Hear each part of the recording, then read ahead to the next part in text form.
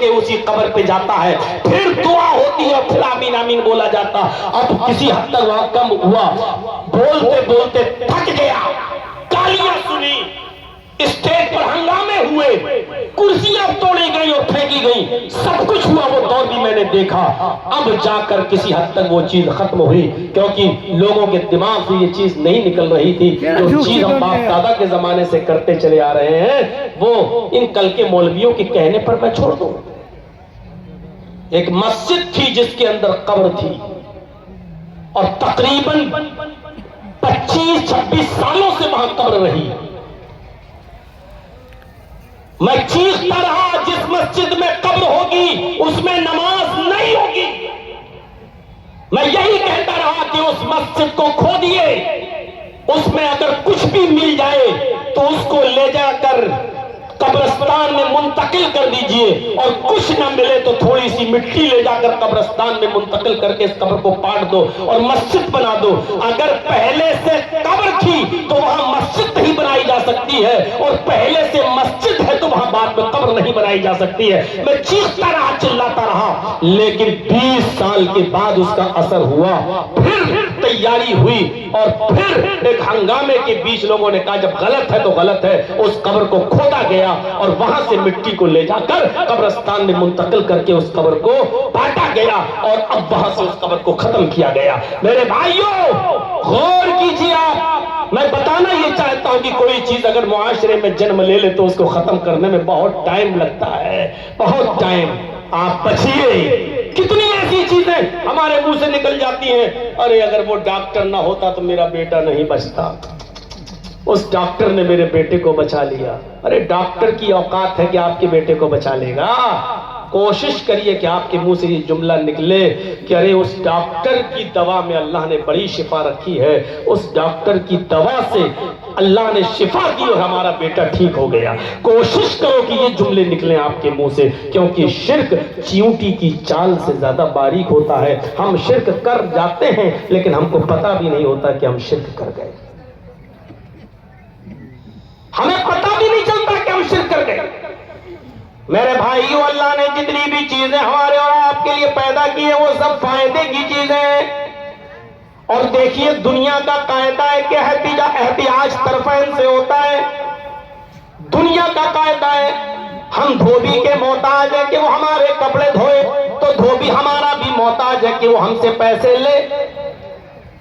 ہم سرکار کی بجلی کے محتاج ہے کہ ہمیں روشنی دے، تو سرکار ہماری بھی محتاج ہے کہ ہمارے گھر میں میٹر لگا کر اس بجلی پر کتنا خرچ ہوا ہے اس کی ریڈنگ کے ذریعے ہم سے پیسہ لے۔ ہم بازار میں مارکیٹ لگی ہوئی ہے، چیزیں بک رہی ہیں، ہم ان چیزوں کے محتاج ہیں کہ وہ ہم خریدیں، تو یہ چیزیں بیچنے والے ہمارے بھی محتاج ہیں کہ وہ ہم سے اس کے بدلے میں پیسہ لیں۔ ہم ان کے محتاج، وہ ہمارے محتاج۔ ہم اس مائک مین کے محتاج ہیں کہ وہ مائک لگائے، تو مائک مین اور پنڈال اور شامیانہ والا ہمارا بھی محتاج ہے کہ وہ ہم سے اس کے پیسے لے۔ یہاں اصول ہے کہ احتیاج طرفین سے ہوتا ہے، لیکن یہاں اصول بدل جاتا ہے۔ ہم سورج کی روشنی کے محتاج ہیں لیکن سورج ہمارا ذرہ برابر محتاج نہیں ہے۔ ہم بارش کے محتاج ہیں لیکن بارش ہماری ذرہ برابر محتاج نہیں ہے۔ ہم آسمان اللہ رب العالمین کی نعمت ہوا کے محتاج ہے لیکن ہوا ہماری ذرہ برابر محتاج نہیں ہے۔ غور کرو، یہ ساری چیزیں اللہ نے ہمارے اور آپ کے فائدے کے لیے پیدا کی ہیں، لیکن یہ نہیں کہا ہوا میں فائدہ دیکھو تو ہوا کو بھگوان بنا لو، سورج میں روشنی دیکھو تو سورج کو بھگوان بنا لو، چاند میں روشنی دیکھو تو چاند کو بھگوان بنا لو، بارش سے فائدہ دیکھو تو بارش کو بھگوان بنا لو، دھرتی غلہ اگاتی ہے، اگر دھرتی سے فائدہ دیکھو تو دھرتی کو بھگوان بنا لو۔ یہ نہیں کہا بلکہ یہ کہا یہ ساری چیزیں اے لوگوں ہم نے تمہارے فائدے کے لیے پیدا کی ہے، اس کے بدلے میں بس اتنا کر دے کہ تو اپنی پیشانی، اپنا ماتھا میرے سامنے رکھ کر اپنے غلام ہونے کا اور میرے مالک ہونے کا اقرار کر دے، اتنا مان لے کہ تو میرا غلام ہے اور میں تیرا مالک، اتنا اقرار کر لے۔ کتنے بڑے سرکش ہیں وہ لوگ جو اذان کی آواز سن کر بھی مسجد کی طرف نہیں آتے ہیں، عبادت کرنے کے لیے اور نماز پڑھنے کے لیے تیار نہیں، اللہ کے سامنے سجدہ کرنے کے لیے تیار نہیں۔ کیوں؟ آپ اللہ سے مقابلہ کریں. اللہ کہہ رہا اپنا ماتھا زمین پر رکھ کر, پیشانی زمین پر رکھ کر اتنا اقرار کر لے کہ تو میرا غلام ہے, میں تیرا مالک. اب جو آدمی مسجد میں جا کر اتنا نہیں کرتا تو گویا کہ وہ اللہ کے سامنے اپنے آپ کو غلام ماننے کے لیے تیار نہیں ہے, یا اللہ کو اپنا مالک ماننے کے لیے تیار نہیں ہے. یہ سرکشی اللہ کے سامنے نہیں چلے گی. تو میرے بھائیوں, دین اسلام کی خصوصیت یہ ہے کہ وہ دین توحید ہے. توحید کا سب مذہب کے اندر یہ توحید ہے. ہمیں اور آپ کو توحید کو مضبوط رکھنا چاہیے. اور اسلام کی دوسری خصوصیت کیا ہے؟ وہ دین و رسالت.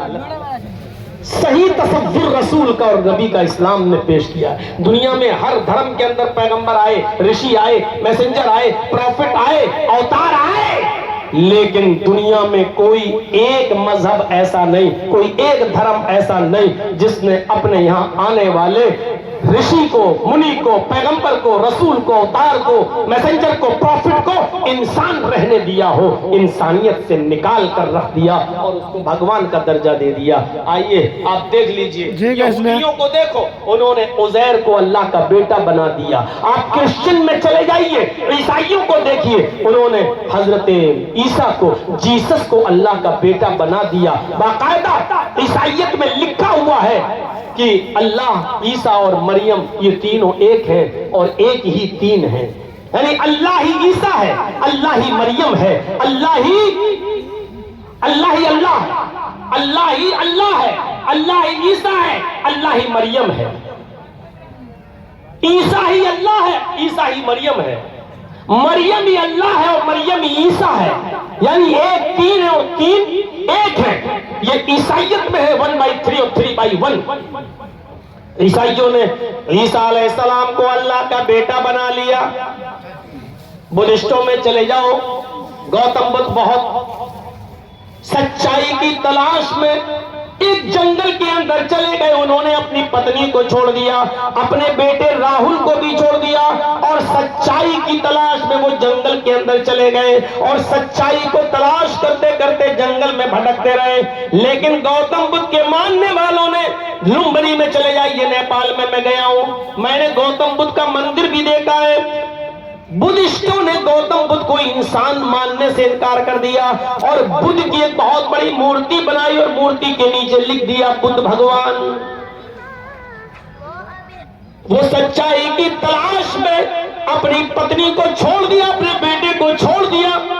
غور کرو, اپنی پتنی اور بیٹے کو چھوڑنے والا بھی بھگوان ہو سکتا ہے. جس کی پتنی بھی ہو اور جس کا بیٹا بھی ہو, اس کو بھگوان کا درجہ کیسے دیا جا سکتا ہے؟ لیکن بدھسٹوں نے اس کو بھگوان کا درجہ دے دیا. آپ جین دھرم کے اندر چلے جائیے, میں چونکہ سب دھرم سمیلنوں میں جاتا رہتا ہوں اور لوگ مجھے بلاتے رہتے ہیں, میں جینیوں کے سمیلن میں بھی گیا. مہاویر جی کی فوٹو اور مہاویر جی کی مورتی کے نیچے انہوں نے لکھ دیا مہاویر بھگوان. میں گرودواروں میں بھی گیا, میں